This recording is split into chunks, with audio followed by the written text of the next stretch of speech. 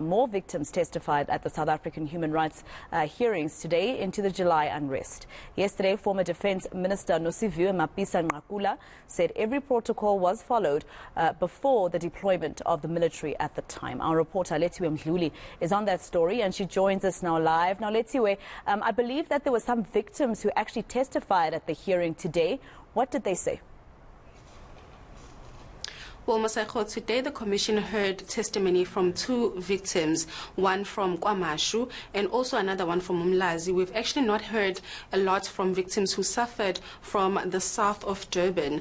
But today, Bongani Mkhize, who's from Umlazi, testified about how he was looking for petrol during the July unrest, and that's when he got into trouble where a few people stopped him while he was trying to make his way to Wentworth, which is a township next to Umlazi township.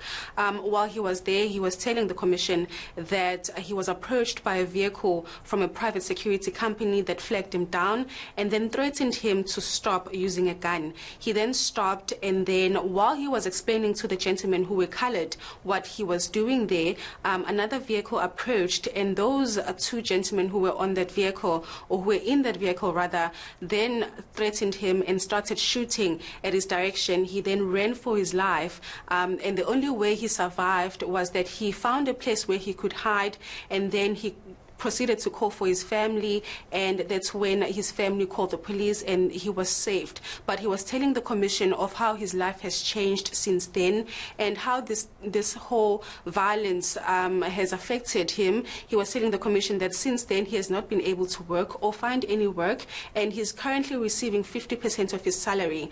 But then we heard another testimony from a victim from KwaMashu. Of course, we've heard numerous victims testifying at the Commission. Just last week we were hearing other testimonies from people in KwaMashu, but this victim today was saying that he was attacked various times in different roadblocks on the Phoenix Highway. Masakho, you'd remember that on Friday we actually were with the Commission when they were conducting on-site visits in Phoenix, where we were on the Phoenix Highway, and in that on-site visit we were accompanied by other victims who were showing the Commission where each roadblock was in, and during that time they were telling the Commission what they experienced. But Mbuso Xaba, who was testifying today, did say that during the time where he was trying to make his way to Phoenix, trying to look for an open petrol station, he was attacked in those various roadblocks, but luckily he did make it out alive. While he was telling the Commission about what happened to him during the July unrest, this is what he had to say.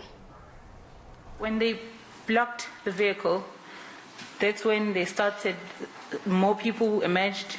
They started pelting stones to the vehicle, and some were hitting the vehicle with axes. Well, I was still confused, and we were still at the same spot. We hadn't moved. Yeah, they were swearing at us, calling us Zuma's dogs. They called us.